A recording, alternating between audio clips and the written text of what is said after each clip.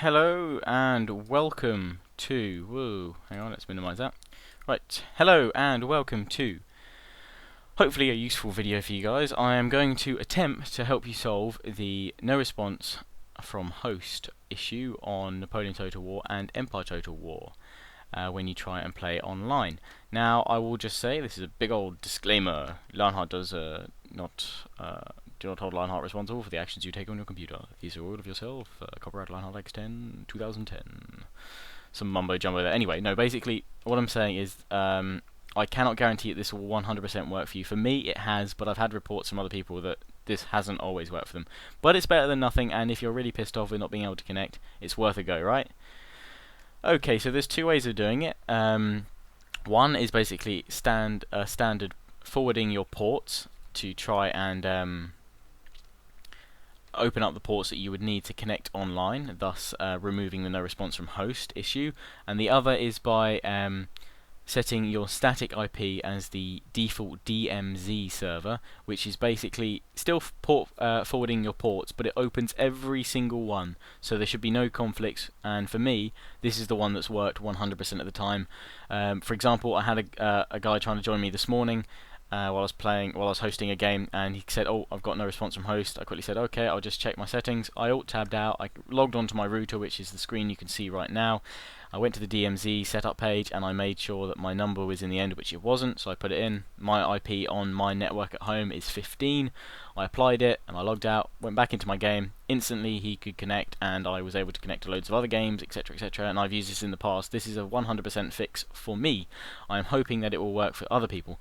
Now, this may not be available to all of you because not all routers support the setting up of a DMZ, so you're going to need our trusty friend Google here to Google the model name and number, and have a Google to see if your router can actually set a DMZ. And this part of the thing you're going of this video you're going to need to do for yourself. You're going to need to find out whereabouts you need to go in your router settings to set up a DMZ. For me, it is literally when I first log in, it's set to the maintenance page. This is what I see when I first log into my router.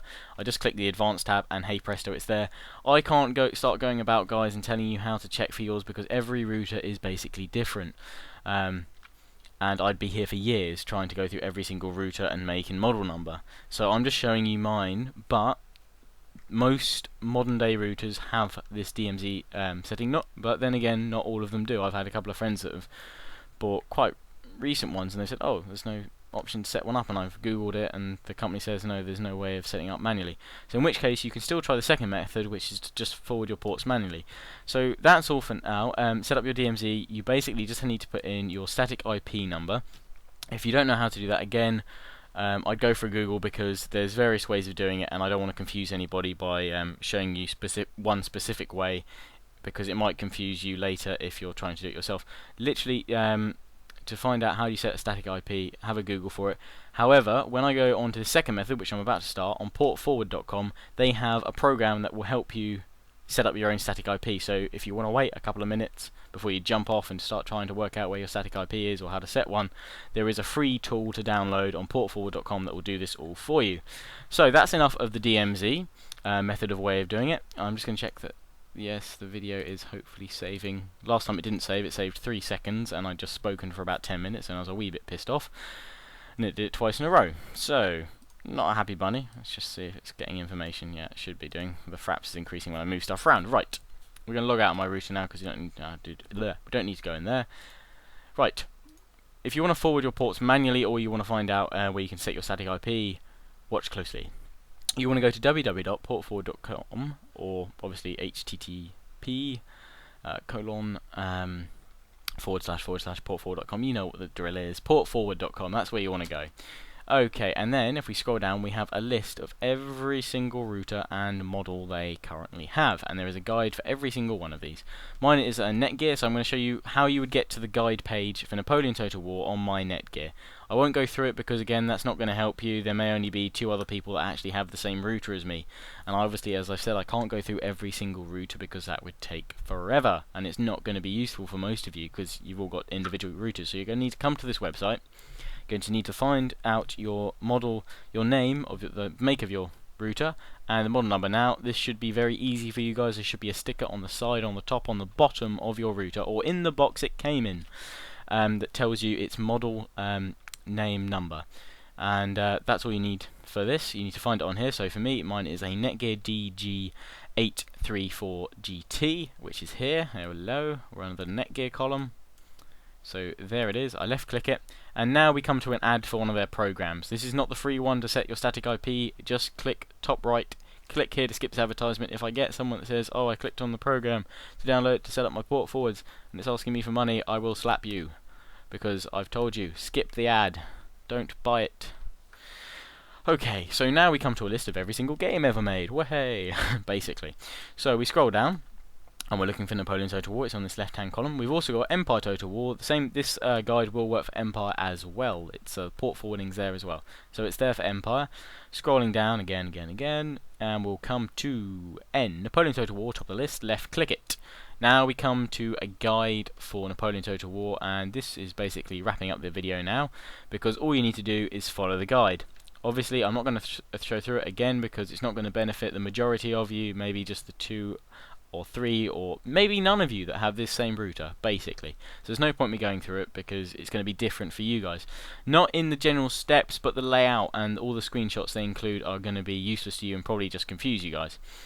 So, those of you that I said, if you want to find out how to set up a static IP, here is the free program. It's the top of the guide for Napoleon Total War for your router. You just, we'll open up in a new tab, I'll just show you it. You just download it, so you just click there to download it. It's got screenshots of how to use it, and basically it says your current IP is recommended IP, set this as my static IP. It will then set it as your static IP, so then if you were setting up a DMZ, you will now know the number at the end that you need to put in to make the DMZ server work on your IP. Okay, I think that's all I wanted to say. I hope this video has recorded. I'm off to record some Portugal Peninsula campaign. If you have any questions about this, feel free to ask, but obviously please try and have a Google first, because the majority of questions I am going to predict that you're going to ask me are going to be quite specific ones to your router make and model, and to be honest, I'm not going to be of any help, because unless I'm standing right next to you and looking at your router and doing it right there and then on your computer, it's going to be pretty hard for me to do this because it's different for everybody, basically. But I hope this has given you guys some hope. It is fixable, and for me certainly, but also I must give a warning again that this, I have had some people try it and it hasn't always worked for them. I don't know about the DMZ. I have had 1 or 2 people say they tried it and it's worked, obviously, and I've had one person say it didn't work, but I do actually question the way he set it up, because he was telling me loads of other stuff and I was sort of just shaking my head going, no, that's not what I told you to do. So that may have just been down to human error. That might just be it just doesn't work. But for me, it has, as I said, real world example. This morning I was trying to play a game.